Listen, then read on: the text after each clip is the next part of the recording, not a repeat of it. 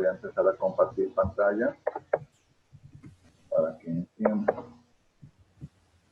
Hay que aprovechar ahorita que sí puede.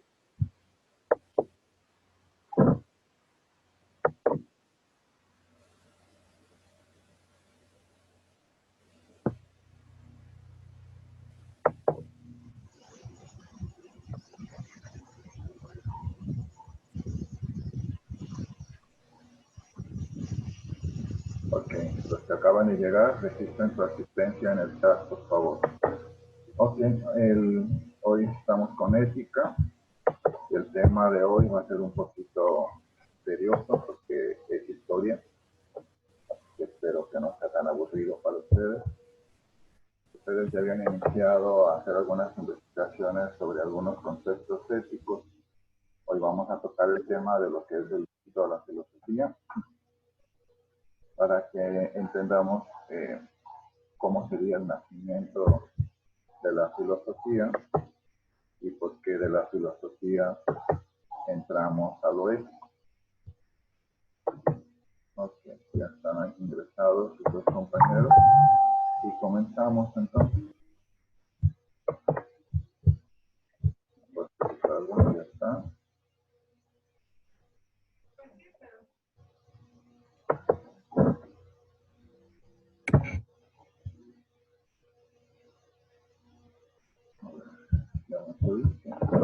Bien.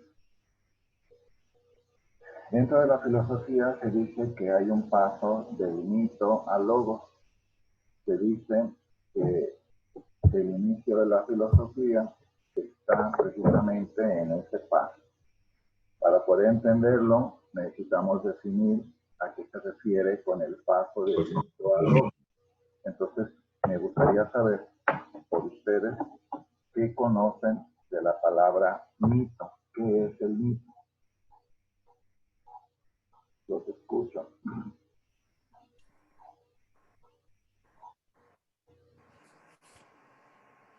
¿Qué es el mito?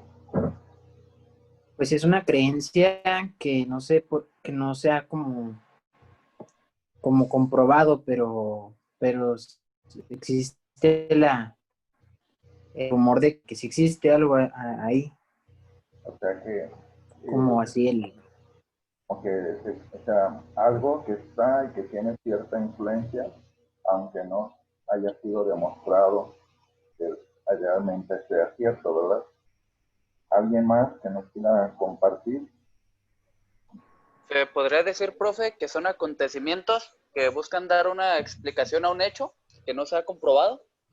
Sí, precisamente de la filosofía nace en la antigüedad y da motivo el mito, y de hecho el mito sigue presente en la modernidad porque lo seguimos utilizando, lo seguimos fortaleciendo a pesar de que sabemos que hay situaciones que no son ciertas o que no son probables o comprobables, seguimos alimentando la necesidad del mito. El mito lo crea el hombre para justificar hechos que no están a su alcance, para poder decir que es el resultado o es el que provoca la ocurrencia de ciertas situaciones de la vida real. Por ejemplo, si llovía, ellos no sabían por qué situación podía llover y entonces empezaban con el mito de que había una deidad que les proveía del agua, que si temblaba había otra deidad que se molestaba y hacía que se moviera la tierra, que si se incendiaba había un dios del fuego que provocaba el fuego y así. Todo lo que no podía caber dentro de su entendimiento era fortalecido con un mito. Por eso de la palabra mito deriva mitología y todos sabemos que mitología significa entendimiento del mito. Aquí dice del paso del mito al logos. Entonces, si mito es algo que no necesariamente puede ser cierto o comprobable, ¿qué deberíamos entender por logos? ¿A qué suena el término logos? Estudios, ¿no, profe? Estudio, comprensión o razonamiento. Yo me inclino más para definirlo como un razonamiento. Entonces, se dice que del mito se pasa a la filosofía cuando se busca razones o explicaciones a situaciones que no habían sido consideradas o demostradas como reales. ¿Sí? Son respuestas tradicionales y quizás arbitrarias a explicaciones lógicas y racionales. Yo creo que si ahorita le preguntan a ustedes o a alguno de sus hermanitos o sobrinitos por qué llueve, yo creo que todos van a poder dar una respuesta lógica y racional. ¿Sí? ¿Quién me puede explicar por qué llueve?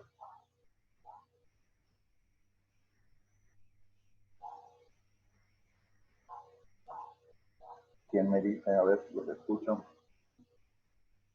¿Por qué llueve? Por el ciclo del agua, se condensa el agua cuando se calienta y se evapora. Ajá. Y las nubes se cargan de agua. Entonces tú estás haciendo una explicación razonada, estás explicando un hecho, una situación, porque ya fue analizada, investigada, demostrada, comprobada.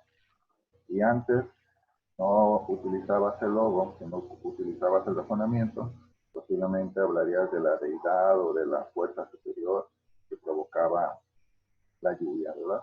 Porque no había manera de que el hombre antiguo entendiera el porqué de esas cosas que pasaban.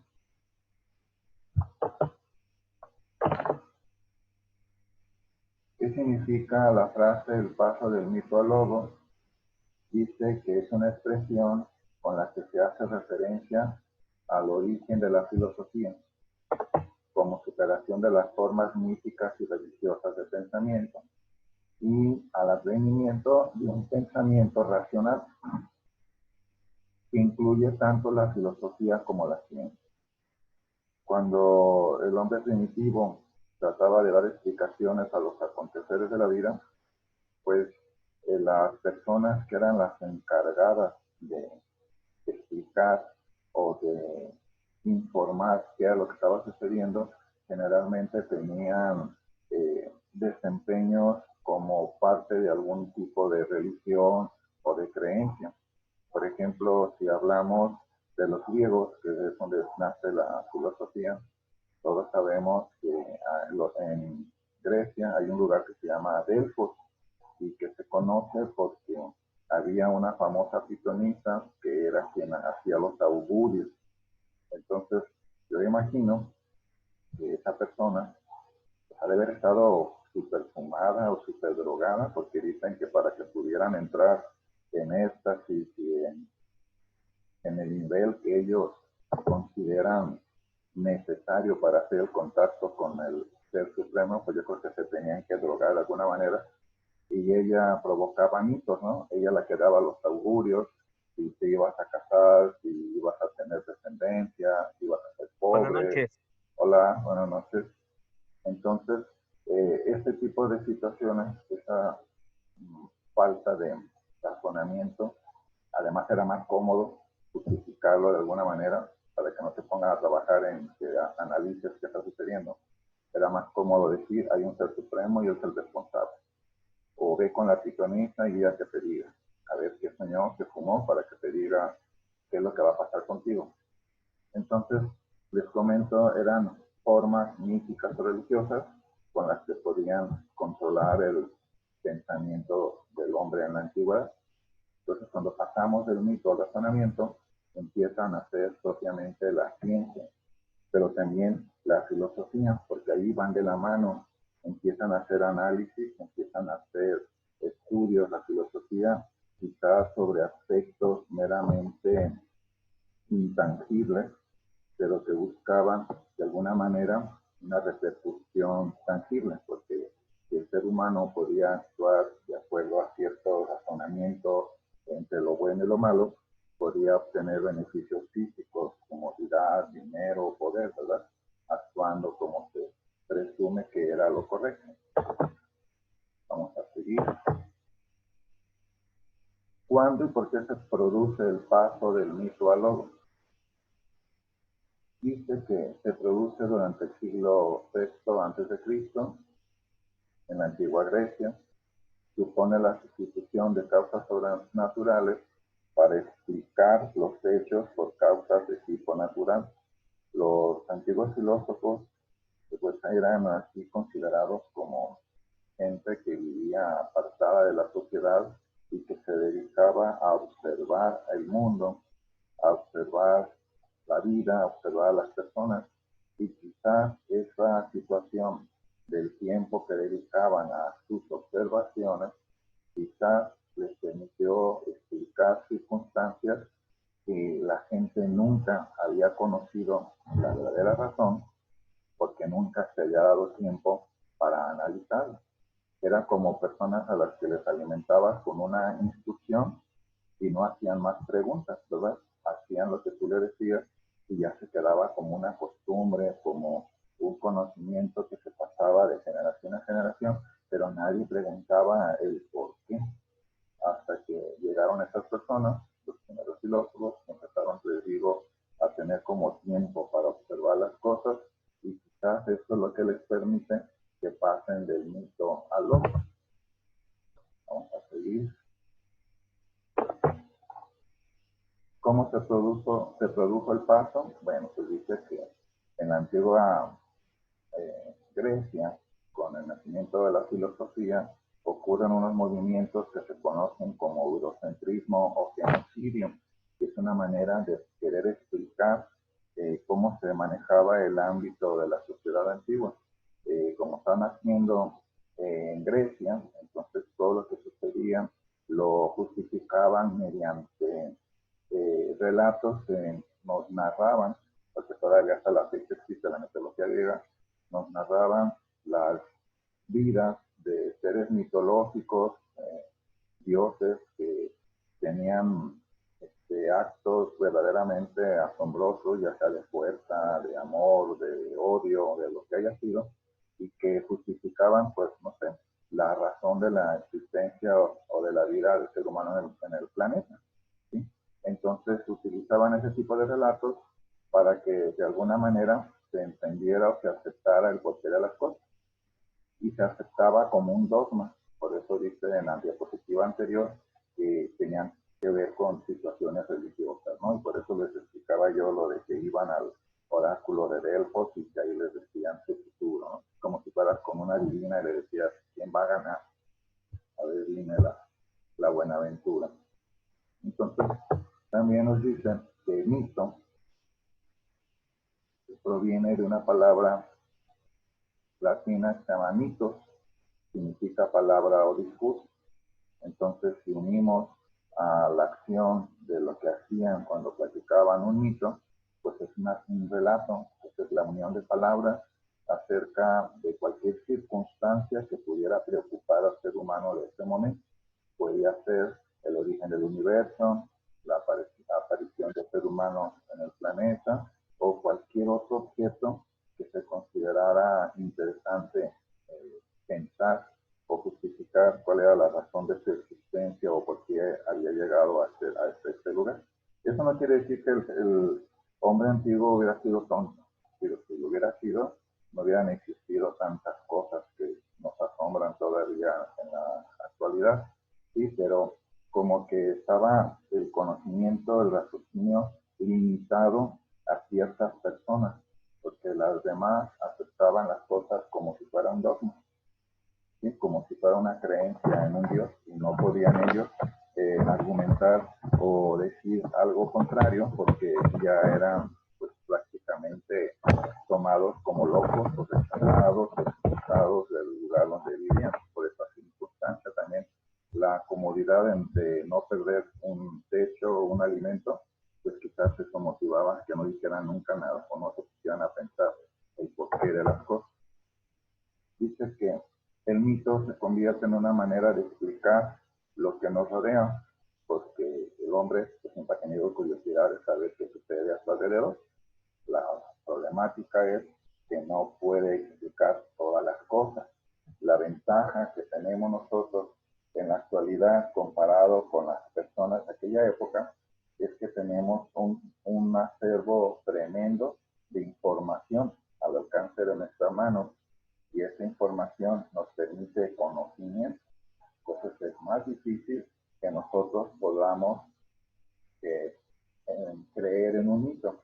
Pero yo al principio les dije, en la actualidad siguen vivos los mitos. ¿Por qué existe todavía el mito? ¿Quién me puede dar un ejemplo de un mito?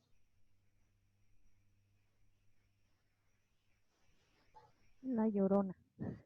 La Llorona, ¿por qué? A ver, platica. ¿El mito y la leyenda es lo mismo? No, No. Porque yo conozco la leyenda de la Llorona. Es que acá en el rancho donde vivo yo, ajá, hay el mito El de chupacabras. que unos señores se quedaron mudos que porque vieron a la Llorona. hay una leyenda que ha sido alimentada a través de un mito, ¿sí?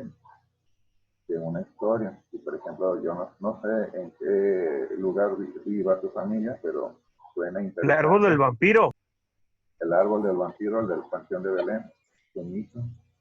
Y es una leyenda de las más conocidas del Panteón de Belén, aparte de la del niño. Ay, se me fue el nombre ahorita del niño. La señora y la hija de Unedel.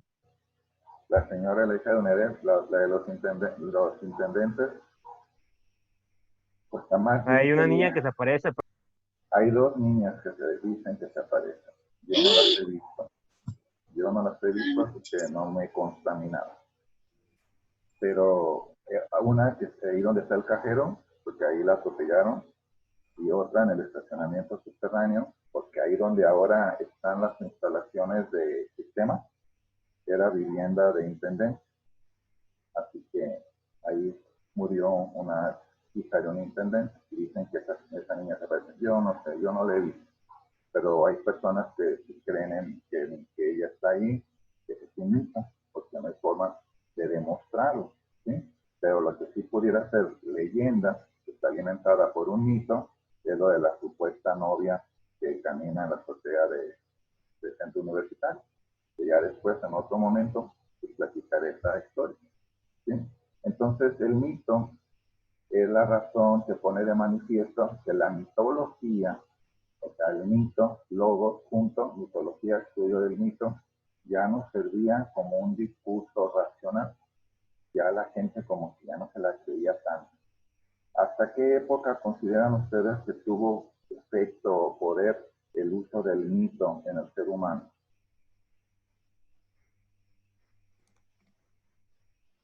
Como en el siglo 50.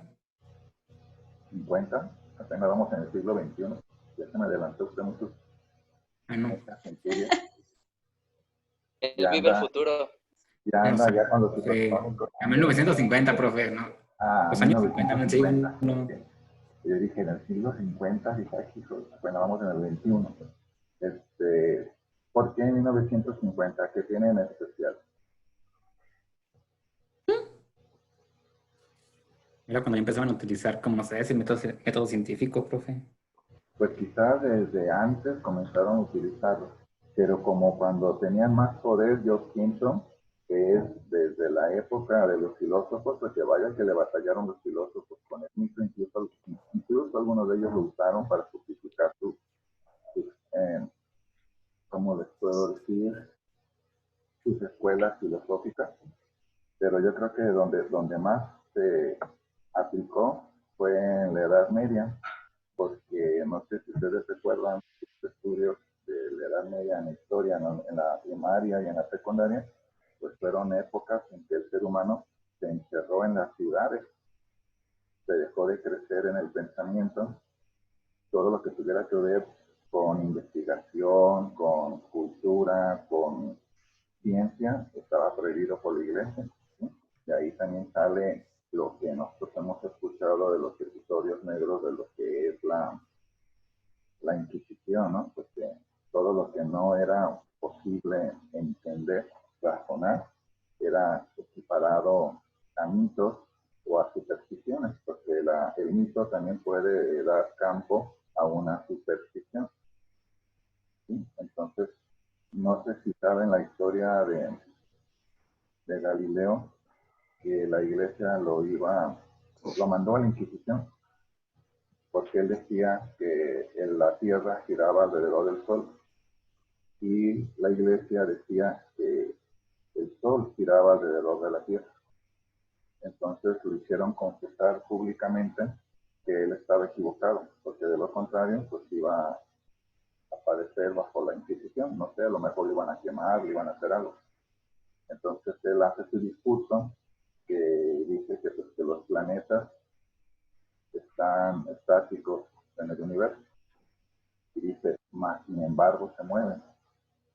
O sea, él siguió firme pues, en su idea, porque él había analizado, yo imagino que estuvo observando el cielo y veía el caminar de los astros, ¿no?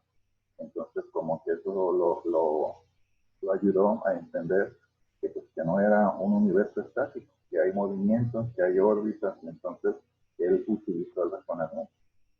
Entonces, pues ya la mitología, pues como se empezaba a perder efecto, porque el hombre comenzó a ser más racional.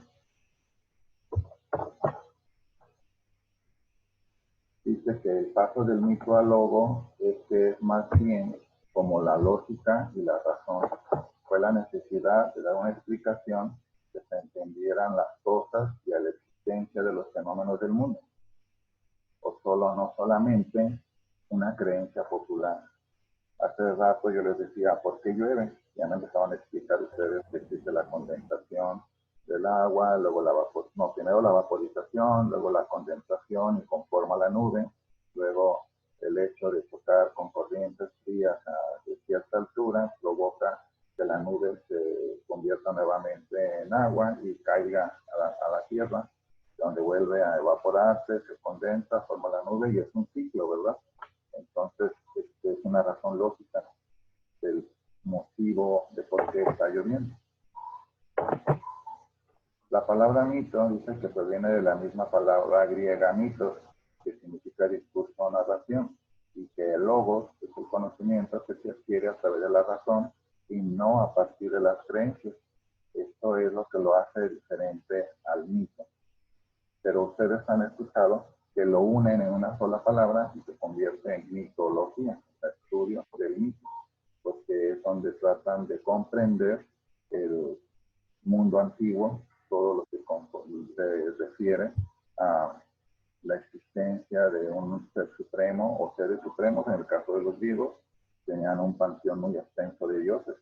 ¿Sí? Ellos tenían el dios del agua, del amor, de la lluvia, del calor, del vino, de las flores, de los estanques, del mar, de lo que se te ocurra, tienen un dios para eso. Entonces, pues, tienen un panteón muy grande. Se le denomina lugar de tanto dios que tenían. Panteones nosotros los usamos para otras cosas, ¿no? Como cementerio. Entonces, el mito explicaba esas cosas mediante dioses y procesos sobrenaturales. La razón no, la razón busca explicar situaciones mediante hipótesis y argumentos. Esta palabra hipótesis es el conocimiento de todos ustedes porque la han utilizado en muchos trabajos durante la licenciatura. ¿Quién me puede explicar qué es una hipótesis?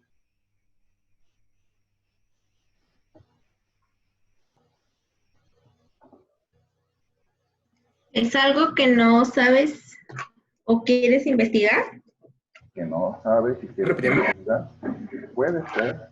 Bueno, Ustedes la van a usar mucho con su maestro José Luis en tesis. Yo imagino que ya la empezaron a investigar o utilizar, ¿no? sí. ¿Quién me puede dar un ejemplo de hipótesis?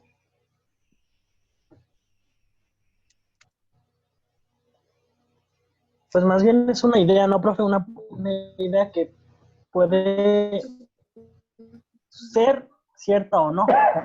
Depende ya de la investigación. O no. Pero entonces tú me dices que ahorita da cabida a la investigación o da partida a la investigación, ¿verdad? Sí, así es. Ok, ¿alguien más?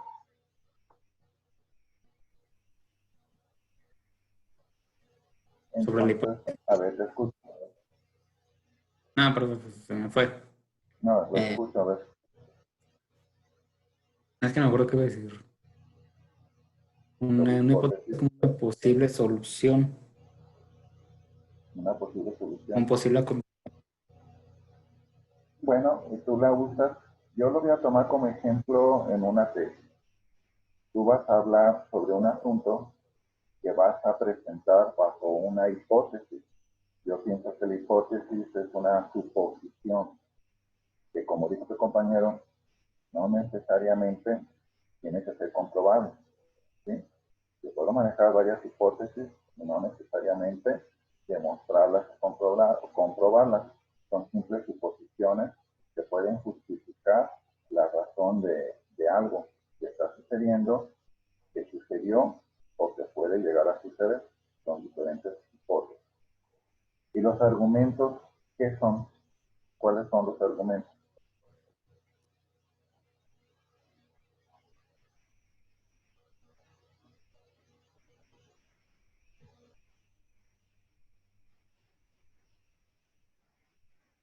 ¿Alguien sabe qué es un argumento?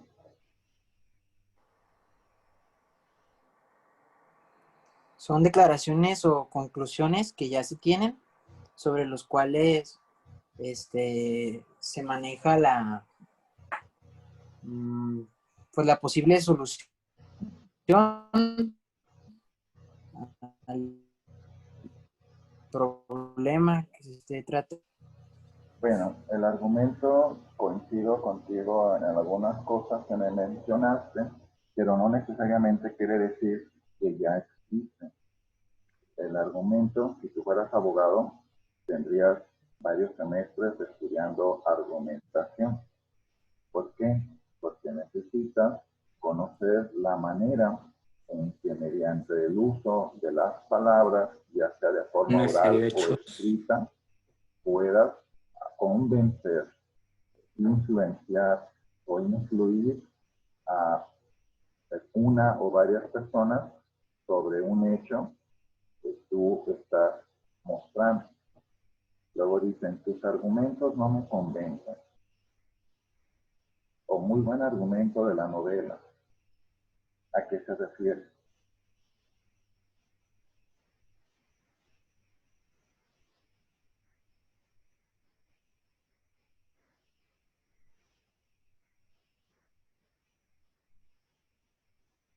A que pudiste, de alguna forma, por la manera en que te comunicaste, oral o por escrito, pudiste convencer a quien le estabas mostrando el caso y creyera o se convenciera de lo que tú estás diciendo. Entonces esto pues lo utilizan para poder justificar el por qué en cierta manera tenía tanto peso o tanta fuerza el mito, hasta que la gente pudo identificar la existencia de hipótesis y de argumentos, también le ayudó a darle más vuelo o más fuerza al razonamiento. Por eso dice aquí que este cambio de mentalidad se llama el paso del mito, la explicación no científica al logos, la explicación razonable. Dice, la mitología clásica es principalmente mitología griega. Los romanos eran un pueblo menos imaginativo y más práctico. Entonces, ¿qué hicieron los romanos? Pues ellos no se inventaron dioses. Lo que hicieron fue que los adoptaron. Tomaron los dioses que tenían los griegos y los adoptaron para ellos. Entonces, lo único que hicieron es cambiarles un poquito el nombre, ¿sí? Para los griegos era Zeus, para los romanos era Júpiter. Para los griegos era Afrodita, para los romanos era Venus. Y así le iban acomodando, por ejemplo, a Atenea, Minerva, a Mercurio, Hermes, y así le iban cambiando nombres, pero eran exactamente los mismos, ¿no? Entonces, ellos adoptaron su panteón de dioses y sus mitos, la totalidad de los mitos. Si van ustedes, investigan un poco de la historia antigua de estos dos pueblos, van a ver que tienen coincidencia en los mismos héroes, en los mismos hechos. Entonces, ¿cómo y dónde nació la filosofía? La filosofía surge en Mileto, en el siglo VI a.C.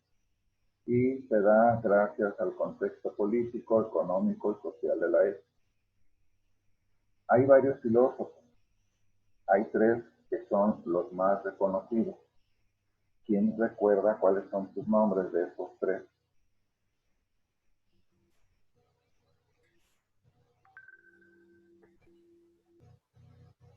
Sócrates, Aristóteles y Platón.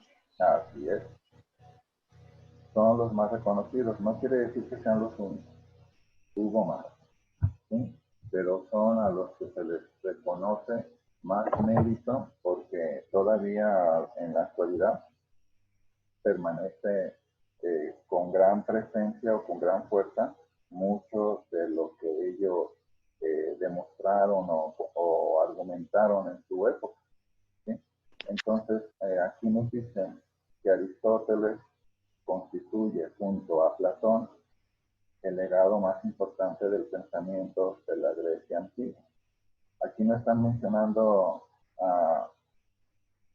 no sé el nombre, Aristóteles, Platón y Sócrates.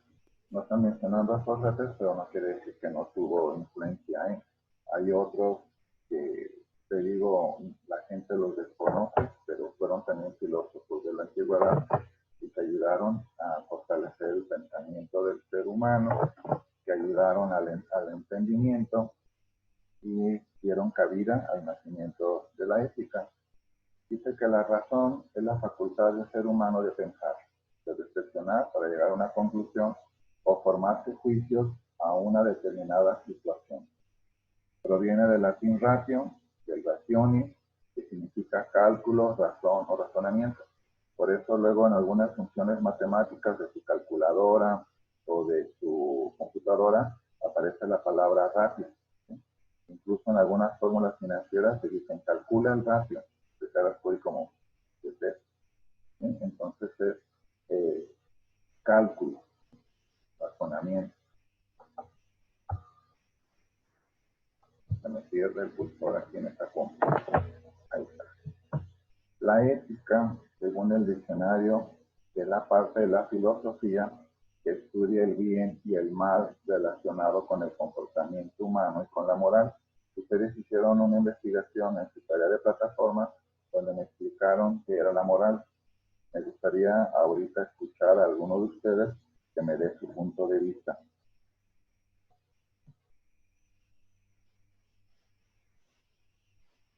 No tantos, no más uno.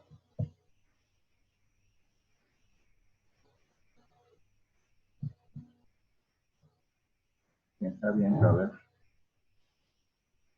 Es que no se me ocurre, profe. ¿Me repite la pregunta, profe? Sí, ustedes hicieron una tarea en plataforma donde me explicaban qué era la moral. Y yo quisiera escuchar de ustedes qué entendieron por moral. ¿Son reglas y normas que la misma sociedad va imponiendo? Reglas que la misma sociedad va imponiendo. Fíjense que la sociedad pues es muy diferente en el mundo. A lo mejor lo que para ti, dentro de la sociedad en la que radicas, es bueno, a lo mejor para mí, dentro de la sociedad en donde yo estoy, es malo. ¿Qué sería lo que te haría la diferencia para que digas, esto puede ser igual en cualquier tipo de sociedad y se debe de tomar como bueno, y esto va a tener diferentes percepciones dependiendo del lugar geográfico en que se encuentre, para que puedas decir esto es moral o esto es amoral? Un ejemplo que me puedan dar de moralidad según las diferentes costumbres o países.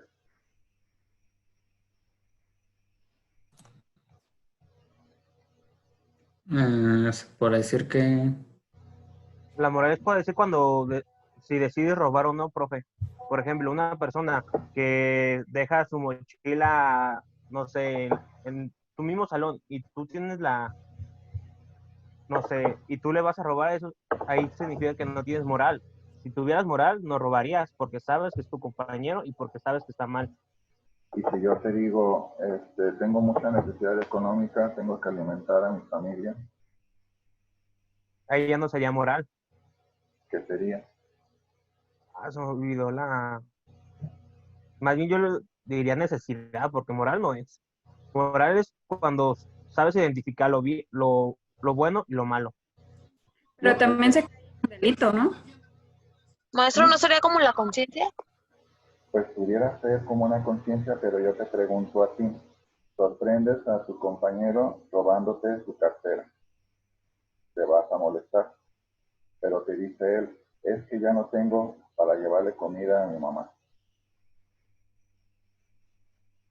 ¿Qué vas a hacer tú? ¿Vas a llamar al vigilante o a decir, lo sorprendí sacando dinero de mi cartera? ¿Le vas a decir, toma, llévale ese dinero y no pasó nada? Yo lo que quiero que me digas, ¿es moral o es amoral lo que estás haciendo? Porque aquí entra lo ético.